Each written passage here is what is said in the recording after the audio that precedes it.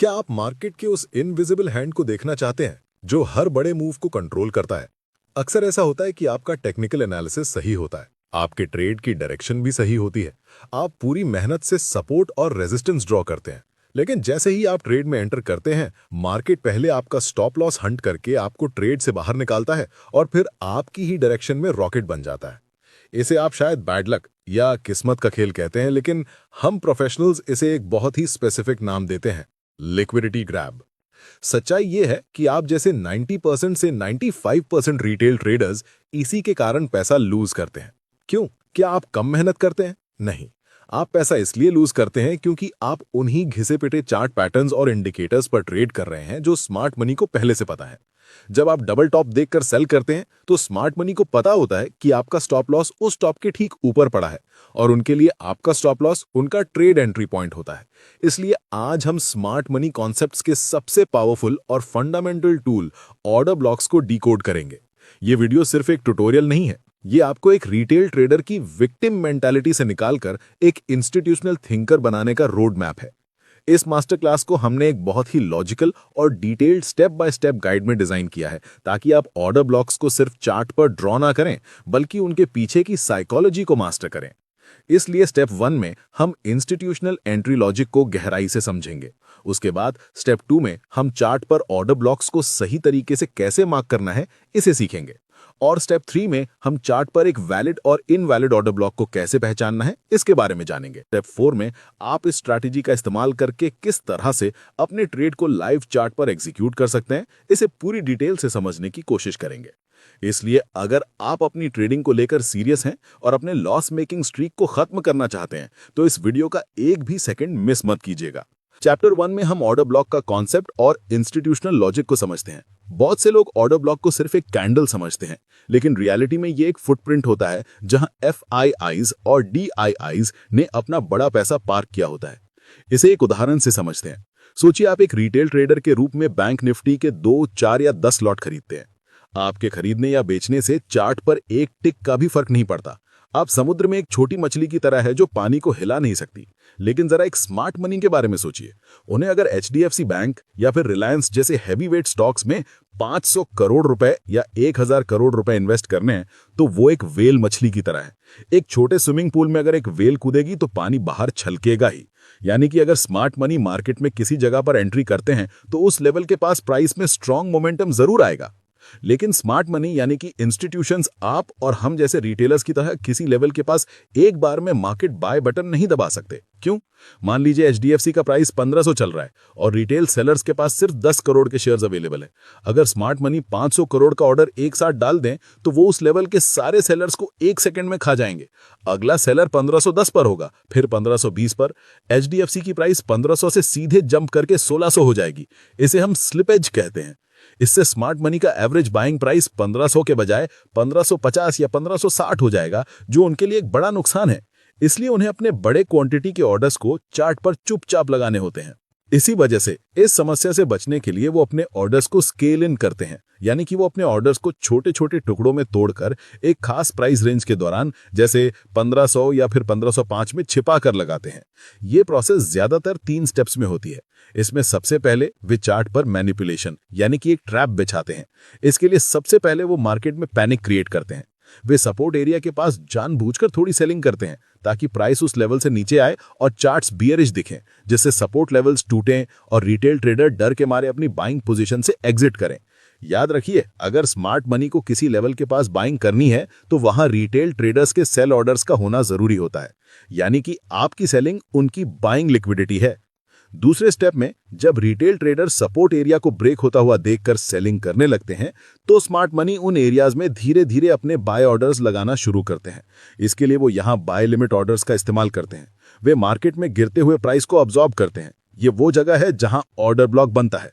इसके बाद तीसरे और सबसे आखिरी स्टेप में जब उनकी बाइंग पूरी हो जाती है और मार्केट में रिटेल सेलर्स खत्म हो जाते हैं तो वे प्राइस को छोड़ देते हैं, जिस वजह से मार्केट डिमांड के बढ़ते प्रेशर से रॉकेट की तरह ऊपर भागता है और बड़ी बुलिश कैंडल्स चार्ट पर बनाता है। मार्केट में मुख्य रूप से 2 ऑर्डर ब्लॉक चार्ट पर बनते हैं। किसी भी चार्ट पर एक बड़ी बुलिश रैली से ठीक पहले की वो आखिरी बेरिश यानी रेड कैंडल जब बनती है तो उसे बुलिश ऑर्डर ब्लॉक कहा जाता है।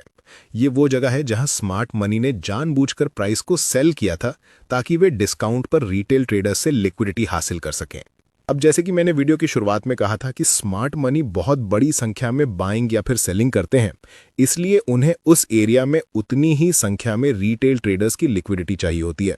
लेकिन बहुत बार मार्केट में स्मार्ट मनी के सभी ऑर्डर्स एक लेवल के पास पूरी तरह से एग्जीक्यूट नहीं हो पाते, इसलिए अक्सर उनके करोड़ों के ऑर्डर्स यहां पेंडिंग रह जाते हैं।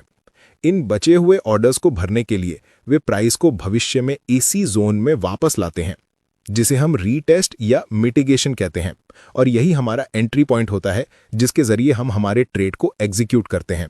लेकिन यहां एंट्री करने से पहले हमें यह तो पता होना चाहिए कि चार्ट पर सही तरीके से ऑर्डर ब्लॉक को कैसे मार्क किया जाता है। इसलिए अगले चैप्टर में हम चार्ट पर ऑर्डर ब्लॉक कैसे मार्क करना है इसे सीखेंगे। सबसे पहले बुलिश ऑर्डर ब्लॉक को कैसे मार्क करना है ये जानते हैं। सबसे पहले चार्ट पर रैंडमली कैंडल्स को मार्क करना बंद करें। आपको पहले चार्ट पर एक ट्रेंड में बदलाव देखना है। एक डाउन ट्रेंड के बाद एक ऐसा स्ट्रॉन्ग मोमेंटम मूव ढूंढें जो पिछली मेजर स्विंग हाई को वैलिड तरीके से ब्रेक करे। ध्यान दें, हमें सिर्फ कैंडल विक ब्रेक नहीं चाहिए, हमें कैंडल बॉडी क्लोजर चाहिए। अगर कैंडल पिछले स्विंग हाई के ऊपर क्लोज होती है तो इसे हम वैलिड ब्रेक ऑफ स्ट्रक्चर कहते हैं। ये इस बात का सबूत है कि इंस्टीट्यूशनल बायर्स ने अब सेलर्स को पछाड़ दिया है और चार्ट पर मार्केट का ट्रेंड बदल चुका है। अब उस स्ट्रॉन्ग बुलिश मूव के बेस पर जाएं। हमें यहां वो स्पेसिफिक पॉइंट ढूंढना है जहां मार्केट की साइकोलॉजी बदली, जहां सेलिंग अचानक अग्रेसिव बाइंग में कन्वर्ट हो गई। उस मूव के शुरू होने से ठीक पहले वाली आखिरी बेरिश कैंडल यानी डाउन क्लोज कैंडल को आइडेंटिफाई करें। ये वो जड़ है जहां स्मार्ट मनी ने आखिरी बार ऑर्डर्स लगाए थे। अब उस बेरिश कैंडल के हाई से लेकर लो तक एक रेक्टेंगल बॉक्स आगे की तरफ ड्रॉ करें। ये पूरा बॉक्स आपका बुलिश ऑर्डर ब्लॉक यानी कि बाइंग जोन है। लेकिन कभी कभी आप देखेंगे कि कैंडल की लोअर विक बहुत लंबी है। ये विक अपने आप में एक रिजेक्शन ब्लॉक है। ऐसे में इस पूरे एरिया को मार्क करना सबसे सेफ होता है, क्योंकि प्राइस अक्सर विक के लो तक लिक्विडिटी लेने आती है। अगर आप सिर्फ कैंडल बॉडी को मार्क करेंगे तो आप फेक आउट या फिर लिक्विडिटी ट्रैप में फंस सकते हैं। इसका मतलब अगर कैंडल बॉडी बड़ी है तो आप सिर्फ बॉडी को मार्क करें, लेकिन अगर कैंडल बॉडी छोटी है तो आप यहां कैंडल बॉडी के साथ कैंडल विक को भी मार्क करें। बुलिश ऑर्डर ब्लॉक के बाद अब बेरिश ऑर्डर ब्लॉक को मार्क करते हैं। इसे मार्क करने के लिए चार्ट पर एक ऐसा अग्रेसिव डाउन मूव देखें जिसने ना सिर्फ स्ट्रक्चर स्विंग लो तोड़ा हो बल्कि प्राइस को तेजी से नीचे धकेला हो। प्राइस में स्पीड होनी चाहिए, जैसे कोई भारी चीज बिल्डिंग से गिरी हो। यह कंफर्म करता है कि सेलर्स अग्रेसिव हैं और वो प्राइस को ऊपर नहीं रहने देना चाहते। इस गिरावट के शुरू होने से ठीक पहले की आखिरी बुलिश कैंडल को पहचानें। ये वो ट्रैप है जहां स्मार्ट मनी ने प्राइस को ऊपर पुश किया था ताकि ब्रेकआउट ट्रेडर्स को फंसा सकें और फिर वहां से मार्केट को डंप कर दिया। बेरिश ऑर्डर ब्लॉक को मार्क करने के लिए पूरी बुलिश कैंडल के हाई एंड लो को एक जोन के रूप में मार्क करें। कैंडल बॉडी अगर छोटी है तो कैंडल बॉडी के साथ कैंडल विक को भी मार्क करें। इसे और अच्छे से समझने के लिए हमें कुछ इंपॉर्टेंट पॉइंट्स को याद रखना चाहिए। जैसे कि अक्सर आप देखेंगे कि बड़ा मूव आने से पहले एक नहीं बल्कि 2 या 3 लगातार छोटी छोटी बेरिश कैंडल्स चार्ट पर बनती हैं। ऐसे केस में आपको सिर्फ आखिरी कैंडल मार्क नहीं करनी, आप उन सभी लगातार बनने वाली बेरिश कैंडल्स को एक साथ कंबाइन करके एक सिंगल ऑर्डर ब्लॉक जोन बना सकते हैं।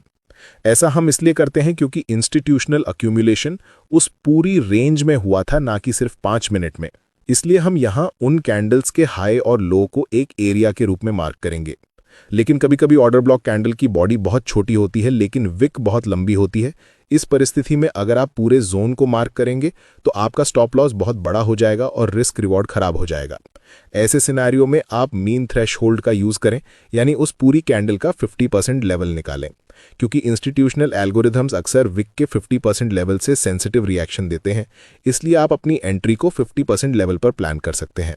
साथ ही अगर आपकी ऑर्डर ब्लॉक कैंडल एक इनसाइड बार है, यानी पिछली कैंडल के हाई और लो के अंदर है, तो वो एक वैलिड कैंडल नहीं है। आप उसे इग्नोर करके उसकी मदर बार को प्राइमरी ऑर्डर ब्लॉक के रूप में मार्क करें। असली लिक्विडिटी रेंज मदर कैंडल के हाई और लो से डिफाइन होती है। अब ऑर्डर ब्लॉक को कैसे मार्क करना है ये सीखने के बाद चलिए अब वैलिड ऑर्डर ब्लॉक को कैसे पहचानना है ये जानते हैं। चार्ट पर आपको हर दूसरी कैंडल ऑर्डर ब्लॉक जैसी दिख सकती है। बिगिनर्स अक्सर हर पिवट पॉइंट को ऑर्डर ब्लॉक मान लेते हैं और लॉस करते हैं। एक हाई प्रोबेबिलिटी ऑर्डर ब्लॉक के लिए 3 स्ट्रिक्ट टेक्निकल रूल्स का होना नॉन नेगोशिएबल है। इन्हें हम प्रोबेबिलिटी एनहांसर्स भी कहते हैं। अगर इनमें से एक भी मिसिंग है तो ट्रेड मत लीजिए। आइए इनके पीछे का वाई समझते हैं। Rule number 1, price imbalance. Valid order block के बाद प्राइस में एक अग्रेसिव डिस्प्लेसमेंट होना चाहिए। ऑर्डर ब्लॉक कैंडल के बाद जो मूव आया उसमें एक क्लियर गैप होना चाहिए। पहली कैंडल यानी ऑर्डर ब्लॉक कैंडल के हाई या लो के और तीसरी कैंडल के लो या हाई के बीच अगर गैप है, यानी वे एक दूसरे को टच नहीं कर रहे हैं, तो इसे इनएफिशिएंसी या फेयर वैल्यू गैप कहते हैं। लेकिन सबसे पहले ये गैप क्यों जरूरी है ये समझते हैं। ये गैप इंडिकेट करता है कि उस लेवल पर इंस्टीट्यूशनल वॉल्यूम इतना ज्यादा था और ऑर्डर फ्लो इतना वन साइडेड था कि प्राइस को फेयरली ट्रेड होने का मौका ही नहीं मिला, जिस कारण से मार्केट में अनपेयर्ड ऑर्डर्स रह गए हैं। मार्केट को बैलेंस करने के लिए प्राइस को भविष्य में इस गैप को भरने आना ही पड़ेगा, जैसे पानी खाली जगह को भरता है। अगर इम्बैलेंस नहीं है तो इसका मतलब है कि मूव स्लो था और स्मार्ट मनी का वहां कोई खास इंटरेस्ट नहीं है। उसके बाद रूल नंबर 2, लिक्विडिटी स्वीप। ये सबसे इंपॉर्टेंट और पावरफुल कंफर्मेशन है। जिस कैंडल को आप ऑर्डर ब्लॉक मान रहे हैं उसे अपनी पिछली कैंडल या फिर कैंडल्स के हाई या लो को ब्रेक यानी स्वीप करना चाहिए। इसे हम स्टॉप हंट या फिर टर्टल सूप भी कहते हैं। स्मार्ट मनी को मूव करने के लिए फ्यूल चाहिए, और फ्यूल क्या है? आपका स्टॉप लॉस। जब वे पिछले लो को ब्रेक करते हैं तो रिटेलर्स के स्टॉप लॉस हिट होते हैं, जो कि सेल ऑर्डर्स होते हैं, और ब्रेकआउट ट्रेडर्स भी सेल करते हैं, जिससे मार्केट में सेल ऑर्डर्स की बाढ़ आ जाती है। इंस्टीट्यूशंस उस पैनिक सेल ऑर्डर्स को अब्जॉर्ब यानी बाय करके अपनी बड़ी लॉन्ग पोजीशन बनाते हैं। जिस ऑर्डर ब्लॉक ने लिक्विडिटी स्वीप की है उसकी सक्सेस रेट उस ऑर्डर ब्लॉक से कहीं ज्यादा होती है जिसने सिर्फ स्ट्रक्चर ब्रेक किया है। लिक्विडिटी स्वीप ये बताता है कि स्मार्ट मनी ने अपना पेट भर लिया है और अब वो चलने को तैयार है। सबसे आखिर में रूल नंबर 3, अनमिटिगेटेड जोन। ये एक ऐसा नियम है जिसे अक्सर लोग भूल जाते हैं। कोई भी ऑर्डर ब्लॉक अनमिटिगेटेड होना चाहिए। मतलब ऑर्डर ब्लॉक बनने के बाद प्राइस को उस जोन में वापस आकर उसे टच नहीं करना चाहिए। वो जोन फ्रेश होना चाहिए। ऑर्डर ब्लॉक इसलिए काम करता है क्योंकि वहां स्मार्ट मनी के पेंडिंग ऑर्डर्स बचे होते हैं। अगर प्राइस पहले ही वहां आ चुकी है और जोन को टच करके ऊपर जा चुकी है तो इसका मतलब है कि वो पेंडिंग ऑर्डर्स पहले ही फिल हो चुके हैं। वो जोन अब मिटिगेट हो चुका है। एक मिटिगेटेड जोन पर दोबारा ट्रेड लेना हाई रिस्क है, क्योंकि अब वहां स्मार्ट मनी का इंटरेस्ट खत्म हो चुका है। हमें ट्रेड एंट्री लेने के लिए हमेशा फ्रेश जोन चाहिए। इसलिए ऑर्डर ब्लॉक को मार्क करने के बाद ट्रेड एंट्री करने से पहले आपको इन चेकलिस्ट को जरूर चेक करना है, जिसके लिए आपको खुद से 3 सवाल पूछने होंगे। सवाल नंबर 1, लिक्विडिटी स्वीप। क्या जोन बनने से पहले स्टॉप्स हंट हुए हैं और लिक्विडिटी स्वीप हुई है? सवाल नंबर 2, इम्बैलेंस। क्या मूव में स्पीड और गैप है, यानी कि 2 कैंडल्स के दौरान क्या कोई क्लियर गैप बना है? और सबसे आखिर में, क्या वो जोन अभी तक फ्रेश है? जब आपको इन तीनों सवालों के जवाब पॉजिटिव मिलेंगे तब आप ट्रेड एंट्री करने के लिए तैयार हो सकते हैं। ऑर्डर ब्लॉक एनालिसिस और मार्किंग तो हो गई, अब बात करते हैं उस चीज की जो एक अच्छे एनालिस्ट को एक प्रॉफिटेबल ट्रेडर बनाती है, एग्जीक्यूशन और मैनेजमेंट। मार्केट में सही होना काफी नहीं है, सही जगह पर पैसा लगाना जरूरी है। जब प्राइस फाइनली हमारे किल जोन में आती है तो हमें क्या करना है, चलिए अब इसे समझते हैं। यहां हम 3 एंट्री मॉडल्स पर फोकस करेंगे। Entry model number 1, proximal limit entry. ये मॉडल उन ट्रेडर्स के लिए है जो लगातार दिन भर स्क्रीन के सामने नहीं बैठ सकते। इसमें आप ऑर्डर ब्लॉक के बिल्कुल स्टार्ट पॉइंट यानी कि ओपन या हाई लो पर अपना लिमिट ऑर्डर पहले से प्लेस करके रखते हैं। इस एंट्री मॉडल में इमोशंस बीच में नहीं आते और एंट्री मिस होने के चांस न के बराबर होते हैं। प्राइस बस एक टिक भी टच करेगी तो आप ट्रेड में एंट्री कर जाते हैं। लेकिन अगर मार्केट किसी बुरी न्यूज की वजह से बहुत अग्रेसिवली गिर रहा है तो प्राइस सीधे आपके जोन को तोड़ते हुए निकल सकती है और आपका लॉस हो सकता है। इसलिए ये एंट्री मॉडल थोड़ा रिस्की है। Entry model number 2, lower time frame conformation. Trade में एंट्री लेने का यह सबसे प्रोफेशनल और सेफ तरीका है। मान लीजिए आपका ऑर्डर ब्लॉक 1 घंटे के टाइम फ्रेम पर है।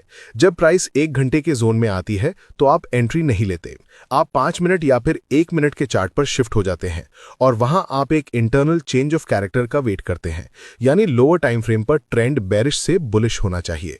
इससे आपका स्टॉप लॉस 1 घंटे के जोन के बजाय मार्केट स्ट्रक्चर के हिसाब से लगता है, जो बहुत छोटा होता है। इससे आपका रिस्क रिवॉर्ड बहुत बढ़िया बन जाता है। लेकिन इन एंट्री मॉडल में आपके पास पेशेंस और स्किल चाहिए। कभी कभी प्राइस बिना कॉन्फर्मेशन दिए वी शेप रिकवरी लेकर ऊपर भाग जाती है और आप देखते रह जाते हैं। Entry model number 3, equilibrium entry. अगर ऑर्डर ब्लॉक की कैंडल बहुत बड़ी है तो आप उस जोन का 50% मार्क करें और वहां लिमिट ऑर्डर लगाएं। ये आपके स्टॉप लॉस को टाइट करता है और रिस्क कम करता है, क्योंकि स्मार्ट मनी आप और हम जैसे मैन्युअली ट्रेड एंट्रीज नहीं करते। उनके पास बहुत एडवांस्ड सॉफ्टवेयर्स होते हैं जो चार्ट पर सिग्नल्स को पकड़ते हैं। इसलिए आप कम रिस्क में ज्यादा प्रॉफिट बनाने के लिए इस एंट्री मॉडल का इस्तेमाल कर सकते हैं। अब ट्रेड में एंट्री तो कर दी, लेकिन उस ट्रेड को मैनेज करना भी जरूरी है। इसके लिए हमें कुछ ट्रेड मैनेजमेंट रूल्स को फॉलो करना चाहिए। स्टॉप लॉस हमेशा इनवैलिडेशन पॉइंट के बाहर होना चाहिए। थोड़ा बफर यानी कि 5 से 10 पॉइंट जरूर रखें ताकि स्प्रेड या हल्की वॉलेटिलिटी से आपका स्टॉप लॉस हंट ना हो जाए। कंजूसी करके बिल्कुल लाइन पर स्टॉप लॉस ना लगाए। पार्शियल बुकिंग, कभी भी पूरा प्रॉफिट एक साथ बुक करने का लालच ना करें। जैसे ही प्राइस 1-2 या 1-3 का रिस्क रिवॉर्ड देती है, अपनी पोजीशन का 50% या 70% प्रॉफिट बुक कर लें। इससे ट्रेड को होल्ड करने का आपका डर खत्म हो जाता है। ट्रेलिंग स्टॉप, प्रॉफिट को मैक्सिमाइज करने के लिए हर नए हायर लो के नीचे अपना स्टॉप लॉस ट्रेल करते रहें। टारगेट्स के लिए पुराने स्विंग हाई या इक्वल हाई या फिर लिक्विडिटी पूल्स को टारगेट करें। पोजीशन साइजिंग, कभी भी एक ट्रेड पर अपनी कैपिटल का 1 या 2% से ज्यादा रिस्क ना लें। अगर आपका स्टॉप लॉस बड़ा आ रहा है, जैसे पूरा जोन मार्क करने पर, तो अपनी लॉट साइज कम कर दें। याद रखिए, ऑर्डर ब्लॉक कितना भी अच्छा क्यों ना हो, वो फेल हो सकता है। मार्केट में कोई गारंटी नहीं है। कैपिटल प्रोटेक्शन आपकी पहली और आखिरी प्राथमिकता होनी चाहिए।